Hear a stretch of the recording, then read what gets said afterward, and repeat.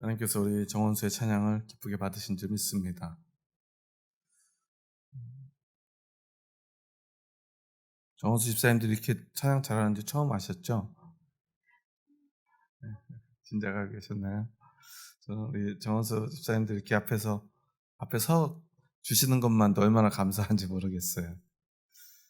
사실 앞에 선다는 게 쉬운 일이 아닌데요. 앞에서 하나님을 찬양한다는 것 참 얼마나 귀한 일인지 모르겠습니다. 오늘 종려주일 아침에 하나님께서 이 예배와 이 찬양, 이 기도를 통해서 영광 받으실 줄 믿습니다. 이제 우리 평안으로 함께 인사하겠습니다. 주님의 평안이 여러분과 함께. 옆 사람과도 인사합니다. 부드럽고 따뜻한 사람이 됩시다. 겸손한 사람이 됩시다.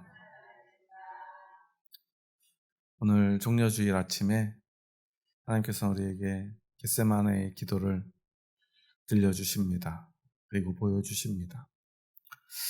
예수님께서 하신 그 모든 기도 가운데 우리의 신앙에, 우리의 마음에 가장 깊이 새겨 있는 기도가 어쩌면 이 겟세마네의 기도일지 모르겠습니다. 왜냐하면 예수님의 생애의 가장 중요한 순간에 하나님께 드린 기도이기 때문입니다. 오늘은 정려주일이며 또한 순환주일, 고난주간이 시작되는 날입니다. 그래서 오늘은 우리 함께 주님의 성찬에 참여하게 될 텐데요. 성찬에 앞서 우리가 함께 그 주님의 고난을 가슴 깊이 우리의 가슴에 새길 수 있기를 소망합니다. 사실 이 겟세마네 기도 가운데 우리의 마음속에 가장 깊이 새겨져 있는 그 기도의 구절은 아버지여 이 잔을 내게서 옮기시옵소서. 그러나 나의 원대로 마시옵고 아버지의 원대로 하옵소서 라는 고백일 것입니다. 그런데 이 고백의 기도와 또한 그날의 상황들을 보면요, 사실 우리가 그냥 얼핏 생각하는 그 비장하고도 목숨을 건 그 가장 순간의 모습이라고 하기에는 너무나 부족한 모습들이 참 많은 것 같아요. 예수님은요, 자신의 생명을 우리를 위해 주시기 위해서 이 땅에 오셨는데요, 제자들을 불러서요 겟세마네로 데려가시고 그곳에서 제자들에게 정말 이때까지 보여주지 못했던 가장 연약한 모습을 보입니다. 내가 기도할 동안에 너희는 여기 앉아있으라 말씀하시고요, 오늘 33절에 보면요, 베드로, 야고보, 요한만을 따로 데리고 가시는데요, 심히 놀라시며 슬퍼하셨다고 기록되어 있어요. 놀라고 슬퍼하셨다고. 누가 기록을 합니까? 오늘 마가가 기록을 했을 텐데요, 이건 단지 마가만 아는 것이 아니라 모든 제자들이 예수님이 놀라고 슬퍼하셨던 그 모습을 보았다는 것입니다. 그리고 34절에서 주님은 이렇게 말씀합니다. 우리 함께 읽어볼까요? 말씀하시되 내 마음이 심히 고민하여 죽게 되었으니 너희는 여기 머물러 깨어 있으라 하시고, 마음이 심히 고민되어 죽게 되었다라고 주님이 직접 말씀하시는 거예요. 그리고 또 이제 조금 더 나아가서 엎드려서 기도를 하십니다. 보통 유대인들이 하는 기도의 자세는 서서 두 손을 들고 하나님께 기도하는 거예요. 그런데 오늘 예수님은 35절에서 어떻게 기도하죠? 땅에 엎드려 무릎을 꿇고 땅에 엎드려 고개를 무릎 사이에 끼우고 정말 간절한 마음으로 기도를 합니다. 그런데 그동안 깨어 기도하라고 이야기했던 제자들은 어떡하죠? 슬픔을 이기지 못하고 잠이 들어버립니다. 아마 마음이 너무 괴로워서 그들은 고민하다가 그 고민에 빠져 잠이 들었던 것 같아요. 너무 고민이 극심해서, 너무 슬픔이 극심해서 예수님이 곧 죽는다고 하니까 이게 어찌된 일인가 그들은 고민하다가 그 고민이 너무 지치고 지쳐서 잠이 들었던 것 같아요. 성경에도 보면요, 40절에 보면 그들의 눈이 심히 피곤함이라고 기록하고 있죠. 주님은 또 뭐라고 말하죠? 너의 마음에는 원이로 내 육신이 약하도다라고 그들이 얼마나 피곤한가를, 그 육신이 얼마나 지금 피곤한 상태인가를 예수님도 말씀하세요. 그런데 이상한 것은 그 앞에 베드로는 예수님께 뭐라고 말하냐면요, 오늘 본문 바로 앞절인 31절에 보면요, 내가 주와 함께 죽을지언정 주를 부인하지 않겠나이다. 그리고 모든 제자도 이와 같이 말하니라고 말하고 있어요. 내가 죽을지언정, 주님을 부인하지 않고 주님을 따르겠노라고 그들은 아주 결연하게 말했던 사람들이라는 거예요. 그런데 그들의 모습은 오늘 어떻습니까? 잠이 들어 있어요. 잠을 이기지 못합니다. 견디지를 못해요. 우리는 이 제자들의 모습, 예수님의 연약한 모습을 보면서 어쩌면 실망할 수밖에 없을지도 모릅니다. 하지만 우리는 기억해야 합니다. 우리의 신앙은, 우리의 믿음은 우리가 강건하고요, 우리가 아름답고요, 우리가 사람들 보기에도 누구보다 결연해서 무슨 일이라도 감당할 수 있는 사람들이기 때문에 하나님의 영광을 드러내고 하나님의 일을 감당하는 것이 아니라는 사실이에요. 우리 신앙에서 가장 중요한 것이 무엇인가를 우리는 깨달아야 합니다. 우리는 자꾸만 우리의 신앙이 우리의 열심으로 될 거라고 생각해요. 우리의 노력으로 될 거라고 생각해요. 내가 조금 더 결연하게 의지를 가지면 될 거라고 생각합니다. 하지만 여러분 생각해 보십시오. 우리가 얼마나 약한 사람들입니까? 저도 요즘 작년부터 좀 마음이 많이 무너지다 보니까 제일 먼저 생활 패턴도 무너지고요, 건강도 나빠지기 시작해요. 그래서 이제 좀 건강을 회복해야 되겠다는 생각에 살도 좀 빼고 몸도 좀 건강하게 회복하자고 운동을 좀 시작해봤어요. 내일 좀 달리기를 해야 되겠다. 새벽 예배가 끝나면 가서 자거나 책을 보기보다 이제 좀 나가서 좀 달려봐야 되겠다. 마음을 먹고 첫날 이번 주 새벽 예배를 드리고 밖에 나가서 달리기를 했는데요, 호기롭게 힘차게 달리기를 시작하고 채 3분이 되지 못해서 숨이 차가지고 이제 다시 걷기 시작을 했어요. 그래서 이러면 안 되지. 그리고 다시 또 뛰는데 또 이번엔 1분이 되지 못해서 숨이 차서 또 걷기 시작합니다. 내가 너무 세게 뛰었나? 좀 천천히 걷다 보면 좀 숨이 돌아오겠지. 또 다시 뛰면 또 멈추고 또 멈추고. 다음 날에는 처음에 너무 빨리 뛰니까 안 되겠다 싶어서 이제 처음에 좀 천천히 뛰어봤어요. 근데 숨은 좀 덜 찬데요, 다리가 아파하기 시작합니다. 그래도 지금 작정한 거니까 또 하루에 한 7km를 매일 뛰는 어떤 사람의 이야기를 듣고 그러면 좀 살도 빠지고 건강해졌다고 그래서 나도 7km는 무조건 뛰든지 걷든지 해야 되겠다고 그래서 7km는 일단 안 쉬고 뛰어봤어요. 정말 천천히. 옆에서 걷는 사람들을 따라잡기 힘들 정도로 천천히 뛰고 나니까 좀 끝까지 뛰겠더라고요. 그런데 한 2, 3일 뛰고 나니까요, 몸이 아파서 마음속에 이런 마음이 듭니다. 하루쯤 쉬어도 되지 않을까. 그렇게 우리는 다이어트에도 실패를 하고요, 운동에도 보통 실패를 하지요. 항상 여성들은 10년, 20년째 늘 다이어트를 하고 계시지 않습니까? 평생의 다이어트와 함께 하는데 정작 성공한 사람들은 TV에 밖에 없어요. 현실에는 없는 그런 게 우리의 모습이지 않습니까? 저도 제 아내가 늘 살 빼라고 그래서 그렇게 살을 빼려고 했는데 항상 몸무게는 점점 늘어만 가요. 한 번도 적어진 적이 없어요. 점점점 나이와 함께 몸무게도 함께 늘어가는 그런 인생을 살아가고 있습니다. 이렇게 별것 아닌 것, 어쩌면 누구나 다 할 수 있을 것처럼 TV에서는 사람들이 다이어트의 성공담, 운동의 성공담들을 이야기하지만 우리는 그것조차도 하기가 어렵지 않습니까? 그런데 우리가 하나님의 일을 감당하고 하나님께 영광을 돌린다는 것은 얼마나 어려운 일이겠습니까? 예수님조차도요, 완전한 하나님이시며 하나님의 본체이신, 하나님과 온전히 하나이신 삼위일체, 하나님의 한 유격이심에도 불구하고 인간의 몸을 입고 이 땅에 오시니까요, 오늘 이 죽음의 이 그림자 앞에서 그런 두려움을 느낍니다. 물론 그 십자가의 죽음과 고통이 그 두려움의 전부는 아니었을지라도 예수님조차도 그것이 두려우셨던 거예요. 그가 얼마나 떨고 또한 그가 얼마나 슬퍼하는지가 제자들에게까지 느껴졌다는 거예요. 그게 우리 인간의 모습입니다. 그럼 우리는 하나님의 영광을 드러낼 자격이 없는 것일까요? 그렇지 않기 때문에 오늘 우리는 이곳에 있습니다. 그러면 어떻게 된 것인가를 우리는 생각해 보아야 합니다. 우리가 너무나 잘 알고 있는 이 겟세마네 동산.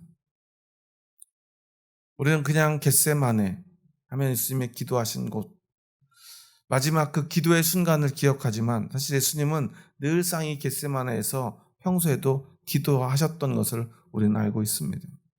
그리고 가장 그의 인생에서 중요한 순간 또한 예수님은 겟세마네를 찾죠.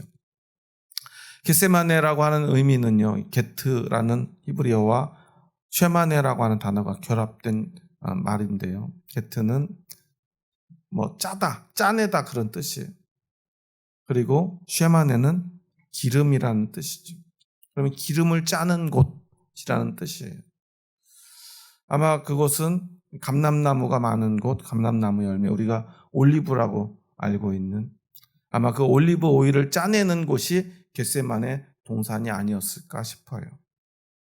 그런데 예수님은 그곳에서 마치 이 올리브 오일을 짜내듯이, 기름을 짜내듯이 주님 앞에 간절함으로 자신의 온 힘을 쥐어 짜내며 그의 땀방울이 핏방울이 되도록 하나님께 기도합니다. 무엇을 위해 기도했을까요? 하나님 앞에 자신의 고통을 토로합니다. 어떤 고통이냐면요, 단지 십자가의 죽음과 그 십자가의 고통, 이제 자신의 살과 뼈가 다 찢겨나가고요, 이제 온몸에 물과 피를 쏟아야 되는 그 고통을 이미 아셨기에 그 고통을 주님은 이미 온몸으로 마음으로 느끼고 계셨는지도 몰라요. 하지만 예수님에게 더 큰 고통이 있습니다. 그것은 바로 우리의 온 인류의 죄를 대신 짊어져야 되는 고통이고요, 그것을 위해서 잠시 그 죽음을 통해 하나님과 떨어져 있어야 되는 고통. 단 한 번도 그 영원의 시간 속에서 하나님과 떨어져 본 적이 없는 예수님이 잠시나마 하나님과 완전히 분리되어야 되는 그 순간에 대한 두려움이 예수님을 짓눌렀던 거예요. 우리는 이해할 수 없는 고통이죠. 그래서 예수님은요, 36절에서 이런 고백을 드립니다. 다시 한번 우리 36절의 말씀을 읽어보겠습니다. 이르시되 아빠 아버지여, 아버지께는 모든 것이 가능하오니 이 잔을 내게서 옮기시옵소서. 그러나 나의 원대로 마시옵고 아버지의 원대로 하옵소서. 아빠 아버지요. 우리가 사실 그냥 번역된 성경을 보면 이게 참 무슨 의미인지 잘 몰라요. 어느 성경을 보면요, 아빠 호 파테르라고 하는 표현을 써요. 아빠라고 하는 이 표현은요, 히브리 사람들이 히브리어로 어린아이가 아빠를 정말 친밀하게, 정말 예쁜 눈으로, 정말 간절한 마음으로 아빠를 가장 친근하게 부르는 표현이에요. 아빠하고 부르는 표현이 히브리어로도 정확하게 아빠입니다. 그런데 유대인들은요, 하나님을 결코 아빠라고 부를 수 없어요.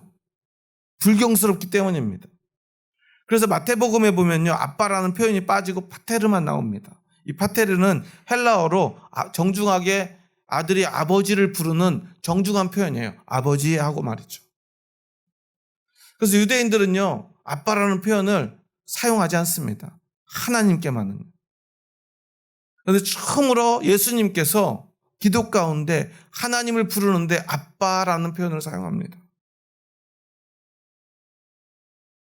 그런데 이것이 너무 이상하기 때문에 이 성경에서도요, 호 파테르를 붙여요. 아빠, 아버지라고 말이죠. 아마 예수님은 아빠, 아버지라고 하시지 않았을지 몰라요. 그냥 아빠라고 불렀을 것 같아요. 왜 이렇게 부르죠? 아이들이 정말 고양이 눈을 뜨고 아빠 하고 부를 때는 이유가 있겠죠. 무슨 소원을 말하거나 원하는 게 있을 때 그렇게 부르지 않습니까? 예수님이 그렇게 하나님을 부르고 있는 거예요. 아빠, 나에게 한 가지 소원이 있어요. 내가 지금 너무나 두렵고 너무나 힘들어요. 이걸 안 할 수는 없을까요? 아빠는 이거 내가 이렇게 십자가에 죽는 거 말고 아버지와 내가 완전히 잠시 떨어져 있어야 되는 이런 괴로운 순간 말고 다른 방법으로도 얼마든지 이 일을 하실 수 있는 분 아닙니까? 그러니까 이 잔을 내게서 옮겨주시옵소서. 우리는 생각해요. 예수님의 십자가가 아니고는 우리가 구원받을 길이 없다고 말이죠. 그런데 예수님은 말합니다. 아버지는 전능하신 하나님 아닙니까? 이거 말고도 다른 방법이 있지 않습니까? 여러분, 다른 방법이 있을까요? 없을까요? 하나님은 그렇게 하실 수 있는 분입니다. 우리는 그것을 알아야 돼요. 그런데 문제는 그 아버지가 이러한 방법으로 자신의 아들의 죽음으로 우리의 죄를 해결하시겠다고 약속하셨다는 사실이에요. 창세기 3장 15절에서 처음 약속하셨고요. 그 이후로 끊임없이 이스라엘 역사 가운데 하나님 아버지께서는 우리들에게 이렇게 내 아들을 보내겠다고 약속하셨다는 사실이에요. 예수님은 그것을 너무나 잘 알고 있었죠. 자신이 죽어야만 한다는 그 사실을 말했죠.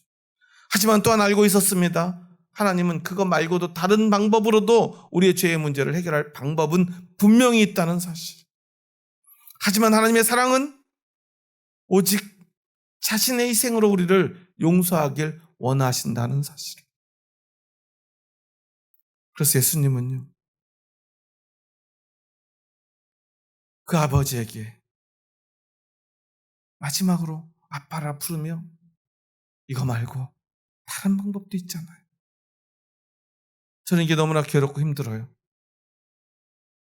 그렇지만 이 두려움 앞에서 정말 피할 수만 있다면 피하고 싶은 이 두려운 순간, 아버지와 단 한순간도 떨어져 보지 못한 자신이 이제 잠시 그 죽음을 통해 하나님 아버지와 떨어져야 하고, 그 속에서 그것만으로도 견딜 수 없는데 온 인류의 죄까지 아무 죄 없는 자신이 짊어져야 하고, 그 죄의 고통, 죽음의 고통을 자신이 온 몸으로 마음으로 영혼으로 느껴야 하고, 그것을 감당해야 하는 그 고통 앞에서 울부짖었지만, 하지만 그 인간의 본능과 두려움을 이겨내고 예수님은 아버지에게 고백합니다. 그러나 나의 원대로 마시옵고 아버지의 원대로 하옵소서. 여기서 우리는 가장 위대한 기도가 무엇인지를 알게 됩니다. 그것은요, 많은 시간 기도하는 것도 아닙니다. 많은 말, 큰 소리로 외치는 것도 아닙니다. 아름다운 말로, 신학적 서사로 기도하는 것도 아닙니다. 예수님께서 보여주신 가장 위대한 기도는 하나님의 뜻에 자기를 온전히 굴복시키는 것입니다. 우리는 생각합니다. 열심히 기도해서 무언가를 성취하고 무언가를 이루고 병든 몸을 고치고 죽을 사람을 살려내는 것, 그것이 진짜 믿음이요 진짜 기도라고 착각합니다. 하지만 우리는 기억해야 합니다. 내가 잘 되는 것, 내가 성공하는 것, 내가 행복한 것이, 그것이 하나님의 영광은 아니라는 사실을 말이죠. 우리는 내 마음대로 되지 않으면 하나님께 이렇게 묻습니다. 하나님 왜 이렇게 되었습니까? 하나님 왜 이렇게 하십니까? 하지만 우리는 다시 한번 자문해 보아야 됩니다. 왜 그렇게 하면 안 됩니까? 왜 우리는 꼭 행복해야 합니까? 왜 우리는 성공해야 합니까? 왜 우리는 부자 되어야 됩니까? 누가 그것을 정했죠? 내가 원할 뿐이지 않습니까? 하지만 우리는 무엇으로 사는 사람들입니까? 하나님의 영광을 위해 사는 사람들 아닙니까? 이 세상에서 예수님만큼 억울한 분이 어디 있습니까? 아무런 잘못이 없습니다. 그런데 오직 아버지의 뜻 때문에 이 땅에 오셨고 또한 그 뜻 때문에 이제 죽어야 합니다. 아무 죄가 없음에도 죄인이 되어 죽어야 합니다. 이런 억울한 일이 어디에 있습니까? 하지만 그것이 하나님의 영광이라면 그것을 이해할 수 없지만 그것을 기꺼이 받아들이는 그것이 바로 믿음인 것입니다. 우리도 마찬가지죠. 예수님의 십자가가 그 실패의 부끄러움이 하나님의 영광이 되었듯 때로는 우리의 삶의 환경이 내가 원하는 곳으로 가지 않을 때 하나님이 그렇게 나에게 어떤 환경을 허락하신다면 우리는 그것을 바꾸기 위해 소리 지르고 시간을 들여 기도하고 몸부림칠 것이 아니라 하나님 왜 나에게 이것을 허락하셨습니까? 이것이 하나님의 영광이 되는 일입니까? 물어야 되는 것 아니겠습니까? 그리고 나에게 불리하고 내가 억울하더라도 이것이 만약에 하나님의 영광이 되는 일이라면 우리는 그것을 기꺼이 받아들이는 것. 내 생각과 다르지만 내 경험과 다르지만 내가 원하는 것이 아니지만 하나님의 뜻에 나를 굴복시키고 내 생각을 내 성공을 포기하고 나의 삶을 하나님께 드리는 것, 그것이 바로 믿음이다라는 것입니다. 우리는 기억해야 합니다. 믿음이 그저 그냥 예수님 믿습니다, 하나님 믿습니다, 입술로 그저 한마디 하는 것이 아님을 말이죠. 제자들도요, 예수님께 얼마나 그 말로 아름다운 고백들 합니까? 저는 죽는 한이 있어도 예수님을 따라가겠습니다. 목숨을 바치겠습니다. 그런데요, 그 기도하는 잠깐의 순간도 견디지 못하고 잠들어 버리는 게 제자들 또한 우리들의 모습입니다. 우리는 그럴 수밖에 없습니다. 우리가 대단해서 우리의 삶이 하나님께 드려지고 우리의 삶을 통해 하나님의 영광이 드러나는 것이 아닙니다. 우리는 부족합니다. 앞으로도 부족할 것입니다. 여러분, 몇 년 동안 신앙생활 하셨습니까? 저도 벌써 어머니 뱃속에서부터 교회를 다니기 시작해서 53년째 교회를 다니고 있어요. 신앙생활을 하고 있습니다. 그런데 여전히 제 모습을 보면 부족하기 짝이 없습니다. 오늘 아침에도요, 예배를 준비하고 기도하면서도요, 제일 먼저 나온 말은 하나님 왜 하필 저를 부르셨습니까? 했어요. 저 같은 부족한 사람을 말이죠. 이렇게 부족한데요. 중요한 것은 우리의 완전함이 아니기 때문입니다. 우리의 능력, 우리의 헌신, 우리의 노력이 아니기 때문에 그렇습니다. 여러분, 우리는 앞으로도 부족할 것입니다. 우리는 앞으로도 제자들처럼 잠들 것입니다. 우리는 제자들처럼 여전히 이상한 행동들을, 이상한 말들을 앞으로도 하게 될 것입니다. 여전히 부족할 거예요. 세상 사람들이 보기에도 우리의 모습은 한심할 것입니다. 하지만 우리에게는 예수님의 십자가가 살아있습니다. 이렇게 몸부림치며 고통스러워하면서 아빠 한 번만 이것을 바꿔주시면 안 됩니까? 말씀하시면서도 기어이 그 십자가를 짊어지고 골고다를 오르시고 십자가에 달려 물과 피를 다 쏟으시고 죽으신 그 예수님의 십자가가 오늘 우리에게 있기에 오늘 우리는 두렵지만 예수님의 길을 따라가게 되는 것이죠. 우리는 기꺼이 그 실패들을, 그 부족함들을 하나님께 드릴 용기를 내게 될 것입니다. 예수님을 믿는다면 우리도 예수님처럼 고백할 수밖에 없기 때문입니다. 나의 원대로 마시옵고 아버지의 원대로 하옵소서라고 말이죠. 믿음은 바로 그런 것입니다. 나의 원대로 하는 것이 아니라 하나님의 뜻에 자기를 복종시키고 굴복시키는 것입니다. 졸지 않는 것 아닙니다. 우리는 졸 수도 있습니다. 부족할 수 있습니다. 때로는 하나님 이거 너무 싫습니다, 하나님 너무나 괴롭습니다 외칠 수 있습니다. 하지만 그럼에도 불구하고 다시 한번 돌이켜서 나의 원대로 하시옵고 아버지의 원대로 하옵소서라고 고백하는 것. 베드로는요, 내가 죽을지언정 주를 부인하지 않겠다고 했지만 예수님을 3번이나 부인했고요. 도망쳐버립니다. 하지만 결국 그는 다시 한번 십자가를 붙들고 예수님처럼 나의 원대로 마시옵고 아버지의 원대로 하옵소서 외치며 그는 십자가의 거꾸로 달려 죽지 않습니다. 그날 예수님을 버리고 도망간 모든 제자들은 결국 예수님의 그 기도처럼 그들도 다시 나의 원대로 마시옵고 아버지의 원대로 하옵소서 하며 결국 모두가 순교를 당하게 됩니다. 그렇게 기꺼이 자신의 목숨을 바치게 됩니다. 원래 그럴 수 있는 사람들이 아닙니다. 저나 여러분처럼 똑같이 겁 많은 사람들입니다. 부족한 사람들입니다. 하지만 정말 가장 중요한 어떤 순간에 하나님이 우리를 쓰시기 원하는 그 순간에 기꺼이 자신을 하나님의 그 하나님의 뜻 앞에 굴복시킬 수 있는 그 믿음이 그들 안에 살아있는 것입니다. 우리의 믿음은 바로 그런 것입니다. 우리는 너무나 부족하죠. 너무나 연약하죠. 여러분 순교할 수 있습니까? 저는 그럴 수 없을 것 같습니다. 저는 날마다 그런 기도를 드립니다. 하나님, 제가 순교하지 않아도 되는 이러한 상황 속에서 저에게 믿음을 주시고 이러한 땅에 이러한 나라에 태어나게 해주셔서 감사하다고 말이죠. 저는 순교할 수 있는 용기도 믿음도 없습니다. 그렇게 기도할 수밖에 없습니다. 여러분 순교하기 원하시는 분 계십니까? 아마도 그런 사람은 세상에 아무도 없을 것입니다. 아니,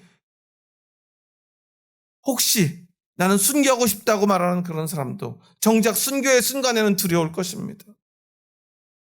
그 자리를 피하고 싶을 것입니다. 내가 왜 죽어야 됩니까? 라고 하나님을 원망할지도 모릅니다. 하지만 여러분 기억하십시오. 하지만 우리 안에는요, 예수 그리스도의 십자가가 살아있습니다. 우리가 할 수 없는 그 일을 어떠한 그 순간이 온다면 어쩔 수 없이 우리가 하나님을 위해서 순교해야 되는 그때가 온다면 우리는 예수님처럼 땀방울이 핏방울이 되도록 하나님께 눈물로 호소하며 이 잔을 내게서 옮겨주시옵소서 외칠지라도 결국 우리는 하나님께 고백하게 될 것입니다. 나의 원대로 마시옵고 아버지의 원대로 하옵소서. 내가 아니라 내 안에 계시는 성령님께서, 내 안에 살아계시는 예수님께서 우리를 도우실 것이라는 사실입니다. 여러분, 그것이 믿음이죠. 내가 아는 것이 아닙니다. 우리가 조금 더 노력하면 무엇 하겠습니까? 여러분, 우리가 하루에 기도하면 얼마나 할 수 있겠습니까? 주님을 위해서 우리를 희생하면 여러분 얼마나 할 수 있겠습니까? 하나님을 위해서 여러분 헌금하면 여러분 얼마나 할 수 있겠습니까? 하나님 우리에게 그런 걸 바라시지 않습니다. 예수님도 제자들에게 그런 걸 바라지 않았어요. 그래서 예수님은 마지막에 제자들에게 이렇게 말합니다. 우리 마지막으로 41절에서 42절의 말씀을 함께 읽습니다. 세 번째 오사 그들에게 이르시되 이제는 자고 쉬라. 그만 되었다. 때가 왔도다. 보라, 인자가 죄인의 손에 발리느니라. 일어나라, 함께 가자. 보라, 나를 파는 자가 가까이 왔느니라. 여기서 우리가 기억해야 될 한마디, 그것은 바로 이것입니다. 일어나라, 함께 가자. 주님은 오늘 우리에게 이렇게 말씀하십니다. 우리는 누워 잘 수밖에 없는 연약한 인간이지만 오늘 주님이 우리의 손을 잡고 일어나자, 함께 가자 말씀하십니다. 그때 주님의 손을 잡는 그것이 바로 믿음입니다. 우리가 주님을 위해서 얼마나 노력할 수 있겠습니까? 우리는 여전히 부족할지라도 적어도 우리는 오늘 주님의 손을 붙잡을 믿음이 있지 않습니까? 용기가 있지 않습니까? 주님은 그것이면 충분하다 말씀하시는 것입니다. 이제는 자고 쉬라, 그만 되었다 말씀하십니다. 하지만 일어나서 함께 가자. 내가 너와 함께 해주겠다. 지금 너희는 두려울 거야. 도망가게 될 거야. 도망갈 수밖에 없을 거야. 하지만 내가 너와 영원히 함께 해줄게. 그러니 나와 함께 가자. 여러분, 주님과 함께 가시기 바랍니다. 오늘 우리는 성찬을 나누게 될 것입니다. 성찬은 그저 단순히 그저 하나의 의식을 하는 것이 아닙니다. 그저 우리의 신앙에 도움이 되는 어떤 상징도 아닙니다. 주님과 연합하고 주님과 고통하며 주님과 소통하며 우리가 주님과 온전히 하나 되는 시간입니다. 주님의 살과 피를 우리가 직접 먹고 마실 수 없지만 우리가 성찬의 떡과 성찬의 잔을 나누며 주님의 살과 피를 먹고 마시는 그 믿음의 고백을 드리며 내 안에 주님이 살아 계심을 다시 한번 확신하는 시간입니다. 여러분, 주님은 자신의 생명을 우리를 위해 내어주셨습니다. 그리고 말씀하십니다. 일어나라, 함께 가자. 오늘 그 주님의 손을 붙드는 이 시간이 되기를 소망합니다. 주님의 주시는 그 살과 피를 먹고 마실 때 주님이 내 안에 찾아오심을, 나와 함께 하심을 여러분 믿음으로 고백하시기 바랍니다. 여러분의 완전함을 의지하지 마시기 바랍니다. 여러분의 노력과 성실함을 의지하지 마시기 바랍니다.